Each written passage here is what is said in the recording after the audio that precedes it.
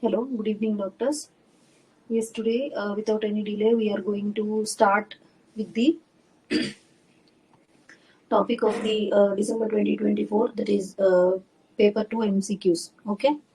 So, once again, let me remind you, these are my slides, and my slides will be very crisp without having so much of so much of matter. Only the crisp matter will be there. Okay. So, now coming to the first question, the most common site of ectopic pregnancy. Coming to the sites of implantation. So, what is ectopic pregnancy? Ectopic pregnancy is one thing where the pregnancy will be attached outside of the uterus. Okay, except uterus, if it is attached outside, then it is known as ectopic pregnancy. So, what are the sites of implantation? The first, it could be extrauterine, the first, it could be uterine. So, in the uterus, if it is attached below, it is known as cervical, which is less than 1%. Because this is important as as this also can be asked, the incidence of cervical pregnancy is less than 1%. Okay, and this also can be asked, that is cesarean scar ectopic pregnancy is also less than 1%. So, what are the extrauterine sites of implantation of ectopic pregnancy?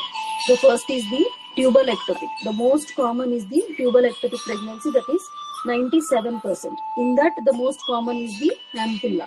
Okay, in that, the most common is the ampulla.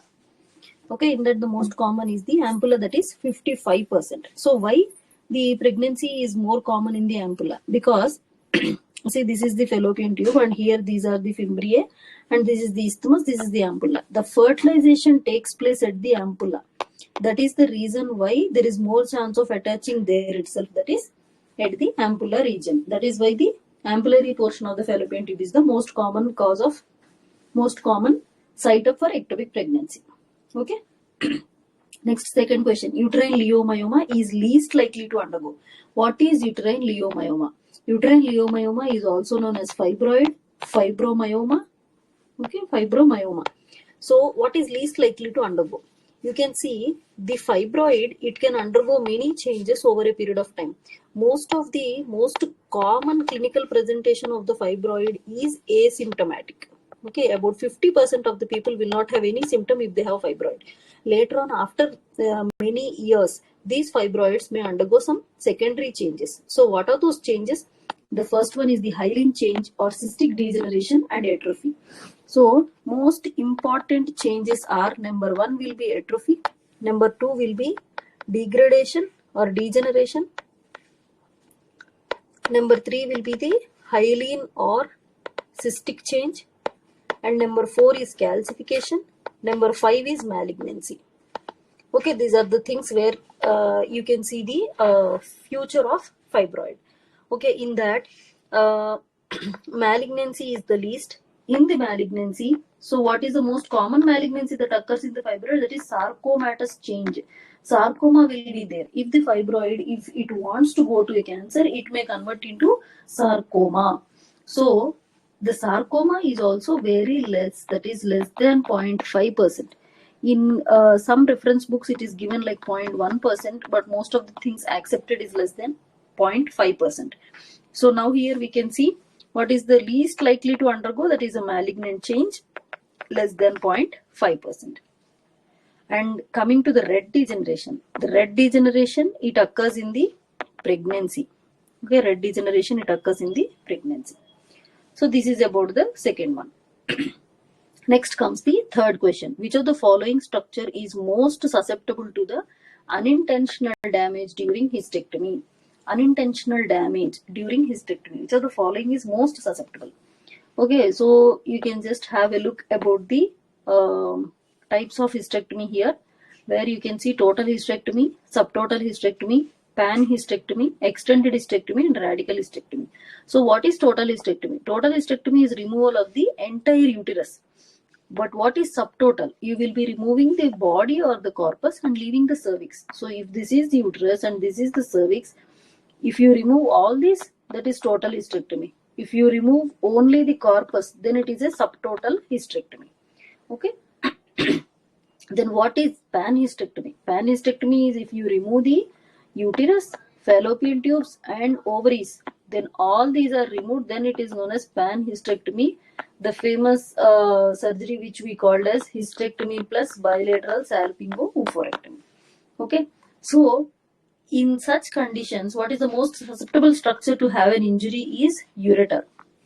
Why? Because we have a mnemonic where it is water under bloody bridge. Okay, water under bloody bridge. So what happens here? There will be a uterine artery, and just below the uterine artery, you will be having the ureter. Just below the uterine artery, you will be having the ureter. So this is the uterine artery and this is the ureter. Water under the bloody bridge. So whenever you are clamping the uterine artery, as a process of hysterectomy, at such points, if you go deeper, you might clamp the ureter. Okay, if you go lateral, you might clamp the ureter. That's why during hysterectomy, the people will say, go medially, don't go too much lateral, because there is a high risk of having injury to the ureter. Okay, so the answer is ureter. So what are the complications of other complications of hysterectomy? You can be having immediate complications like any hemorrhage. This hemorrhage could be primary hemorrhage and secondary hemorrhage, and any visceral injury. You might have an injury to the intestine, bladder, ureter. And what are the post-operative complications? Immediate complication, after the bleeding, she might land up immediately into shock, and there might be urinary retention. Due to the pain, she might not go and use the washroom, and so this might lead to urinary retention, which ultimately can lead to cystitis. So what are the late complications? Late complications could be incontinence and pyrexia. Okay, so this is about the complications of hysterectomy. Then the fourth question is, ovary develops from which of the following? Okay, this is the answer is genital ridge. Answer is genital ridge. So what happens in the 3rd week of gestation? Remember, in the 3rd week of gestation, the primordial germ cells, in the 3rd week of gestation, the primordial germ cells will migrate to the genital ridge. Okay, will migrate to the genital ridge. This happens in the 3rd to 4th week of gestation, where the ovaries will be starting to develop, that is at the genital ridge. Okay, and then comes the Mullerian duct. From the Mullerian duct, you will be having uterus, cervix, okay, and some upper portion of the vagina also from the Mullerian duct. From the genital tubercle, clitoris will be developed. And the Wolffian ducts are for the men. Okay, Wolffian ducts are for the men. That is, you will be having the seminiferous tubules. Okay. So just remember these things. Genital ridge, you will be having ovary will be developed. Mullerian duct, you will be having uterus, cervix, vagina, genital tubercle, clitoris, and Wolffian duct in the men. You will be having the seminiferous tubules. So this is about the development. Next comes the 5th question. A pregnant female with 16 weeks period of gestation presented with bleeding. Upon ultrasound, fibroid detected. What is the management? Whenever, just remember, whenever a pregnant woman, if she is having any fibroid, until if she is having immense pain, then only you will have to do some surgical management or some form of intervention. Otherwise, don't intervene with fibroid. Don't just poke the fibroid. Okay, so the management will be conservative management, only analgesics, and to reduce the bleeding you can give some form of progesterones. That's it. Next comes the 6th question. What does satisfactory colposcopy mean? So satisfactory colposcopy. So what is colposcopy? Colposcopy, scopy means to see. Okay, scopy means to see. So what you are seeing? Colpo means it is a combination of both cervix and vagina. So if you see the vagina, it is known as vaginoscopy, and if you see the cervix, it is known as colposcopy. So the instrument which is used to see the cervix is known as colposcopy. So here in this diagram, this is a colposcopy. This is a colposcope. So here you will be having the lens where first you will be applying. So for the cervix, whenever patient will be under lithotomy position, and then in the dorsal position, and then you will be catching hold of the cervix, upper lip of cervix. Then you will be applying acetic acid. Okay, so if there is any abnormal area, it will turn white. Okay, it will turn white. Then you can apply Lugol's iodine. You can apply Lugol's iodine. It will turn to mahogany brown. Then you can identify the abnormal area through the colposcope. When you look through the colposcope, you can identify the abnormal area and you can visualize it. So what is the transformation zone? This is the transformation zone. This is the cervix, okay, and this is the external os, okay. So at the external os, you can see there will be some difference in the cell structure, okay. Just around the external os, this is known as the squamocolumnar junction, new squamocolumnar junction, and the one which is outer layer, that is known as the original squamocolumnar junction. The junction between these two, the junction between the new squamocolumnar junction and the original squamocolumnar junction, the space which is known as transformation zone. Why we are stressing on transformation zone? This is important because transformation zone, if it is not good, if there are abnormal cells in the transformation zone, it might lead to cancer or it might lead to some form of malignant changes in the cervix. That is the reason if you see the entire transformation zone with the colposcope, then only it is known as satisfactory. Otherwise, if you do not see the transformation zone in cases of puberty or in cases of menopause, if you do not see the transformation zone entirely, that is a unsatisfactory colposcopy. Okay, just remember that this is a transformation zone. Next comes the 7th question. All of the following are the indicators for myomectomy in case of fibroid uterus except. So what is myomectomy? Myomectomy is one form of procedure where you just remove the fibroid, and the uterus will be preserved. You don't remove the uterus, only the fibroid will be removed. So this is a conservative procedure for uterus. So what are the indications for myomectomy? Whenever there is a persistent uterine bleeding, so she came with a fibroid and you have given the treatment, but she is complaining of persistent bleeding, then you can go for the myomectomy. And if she is having any infertility or any pressure symptoms, and if she is of young age, if she is not a menopausal or postmenopausal, and if the fibroid size is more than 2 weeks, and but she is having the unexplained infertility, then you can go with the myomectomy. So yes, we can see here associated infertility, you can do myomectomy. Pressure symptoms, you can do myomectomy. Recurrent pregnancy loss, you can do myomectomy. What is red degeneration? Red degeneration is one thing, as I have already told, it occurs in pregnancy. See, fibroid topic is very important, that they have given at least 4 to 5 questions in your question paper. This is a very important topic in your day-to-day practice and also in the exams also. So please be alert about this topic. Okay. So the red degeneration occurs in pregnancy. What you can do? Nothing. You should not do anything if there is any red degeneration or if there is any pain. Okay. If she is having very immense pain, then only you need to interact, because there will be a lot of hemorrhage if you interact with the fibroid during pregnancy. Okay. So that is red degeneration. That is the reason why you are not doing myomectomy. You will not do myomectomy in pregnancy. Okay. So this will be the answer. Next, 8th question. Condition that can be managed on laparoscopy. So what is laparoscopy? Scope C. So here you are doing a procedure with a minimal incisions. So what are the indications of laparoscopy? You can have diagnostic indications and you can have some therapeutic indications. So what are the therapeutic indications? Minor procedures you can do like tubectomy or adesciolysis or only aspiration of ovarian cysts. And if some moderate procedures like ectopic pregnancy, endometriosis, like things you can do, and extensive surgeries of endometriosis, myomectomy also you can do with laparoscopy. Okay. So now this is an eliminatory option. The first is the pyometra. What is pyometra? It is pus inside the uterus where you cannot enter the uterus because it is too much of infectious. You cannot enter. Then the dysfunctional uterine bleeding. So you have many conservative measures for dysfunctional uterine bleeding.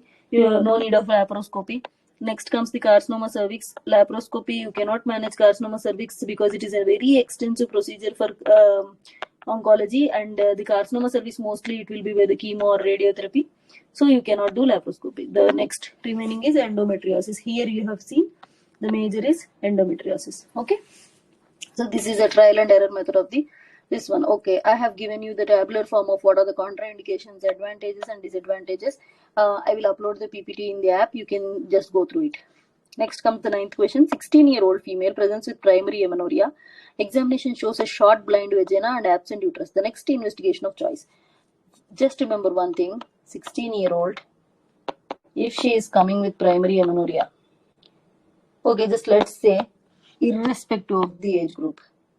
Irrespective of the age group, if she is coming with primary amenorrhea and you have seen absent uterus, there are only two conditions, that is MRKH syndrome and androgen insensitivity syndrome. In the whole world of gynecology, there are only two conditions where you have the absent uterus, that is MRKH and AIS. So both these things, for MRKH it will be XX, for androgen insensitivity it will be XY.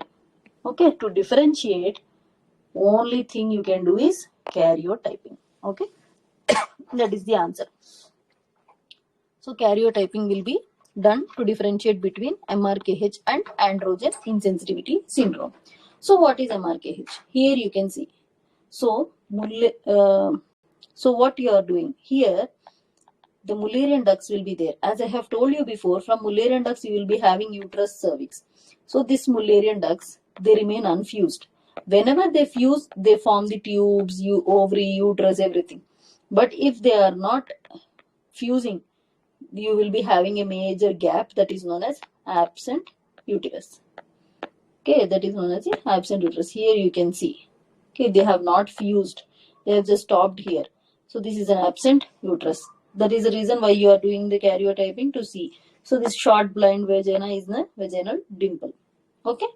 So this is about the karyotyping. Next comes the gland homologous to the prostate in the female. So some form of glands are similar to that in the males and females. Only the names are different, but their function, physiology, everything will be different. Sorry, everything will be same. That's why we have listed out some important things, like the structures are penis will be similar to that of clitoris, testes are equivalent of ovaries, scrotum will be equivalent of labia majora. This is important. Scrotum will be equivalent of labia majora and prepuce is labia minora. Then bulbourethral glands are similar to that of vestibular glands. And yes, this prostate is similar to that of skin glands. Okay, the prostate is similar to that of skin glands. Here you can see this. Okay, the prostate is similar to that of skin glands. So these are the things. Here you can see the Gartner's gland or duct. It is similar to that of vas deferens. Okay, similar to that of vas deferens. So these are the things that are similar.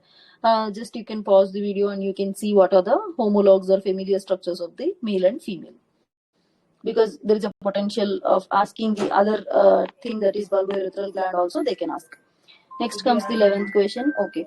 Next comes the 11th question, that is Steen-Leventhal syndrome. Which hormone is increased? So Steen-Leventhal syndrome. What is Steen-Leventhal syndrome? This is a disorder that is characterized by the elevated level of male hormones. Okay, elevated level of.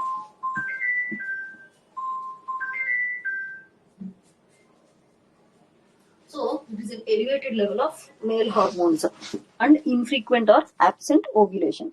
So the Steen-Leventhal syndrome, the hormone increased will be luteinizing hormone. Steen-Leventhal syndrome is similar to that of PCOS. Okay, next comes the 12th question, that is precocious puberty associated with bony dysplasia and Kefilio spots. So where you can see the bony dysplasia and Kefilio spots, that is McCune-Albright syndrome.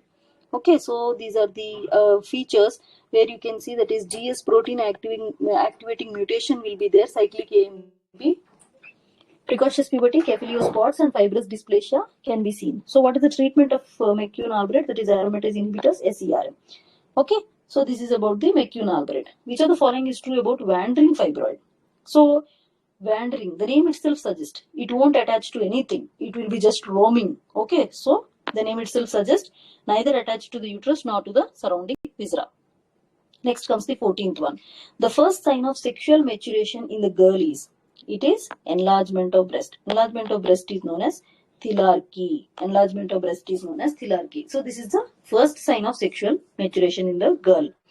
Next comes the fibromyoma. So what is fibromyoma? I have already told, that is fibroid. This fibroid you can see in the reproductive age group because the hormones are more and blood supply to the uterus will be more. That is the reason it is seen in the reproductive age group. So what is the contraception that is avoided in the epilepsy? That is OC pills because they have a more risk of thrombosis and it affects systemically. That is the reason we are avoiding it in the epilepsy. Next comes the longest part of fallopian tube. That itself is ampulla, and most common is also in the most common site for ectopic pregnancy also is ampulla. Next comes the 18th one. In uncontrollable PPH, all of the following arteries can be ligated except what are the things which you can ligate? The first thing you will be ligating in uncontrollable PPH is uterine artery. Then you will be having the ovarian artery. Then you can ligate the anterior division of the internal iliac artery. The posterior division you cannot ligate because you will be having very major structures for it. Next comes the clue cells. So what are the clue cells? See, these are the epithelial cells where it will be studded with the bacteria. That is Gardnerella bacteria. You can see it in a condition known as bacterial vaginosis. So you have homework today. Just have the differences between bacterial vaginosis, candidal vaginosis, and last candidal vaginosis and trichomonas. Okay, so these are the three things where you can see the clue cells only can be seen with the bacterial vaginosis. So here you can see the diagram. This is the normal epithelial cells are the clue cells. Okay. Next comes to the cervix to body ratio in the prepubertal girl. In the prepubertal girl, you will be having the uterus size and the cervix size will be similar. That is 1:1. But in cases of adult, the uterus size will be more and the cervix will be less. So in the adult, you will be having the ratio of 2:1. In the infant, you will be having the ratio of 1:2. So this is the cervix to body ratio in a prepubertal girl. So this is all about the MCQs in the question paper number 2. Okay. Thank you for your patient hearing. Happy learning.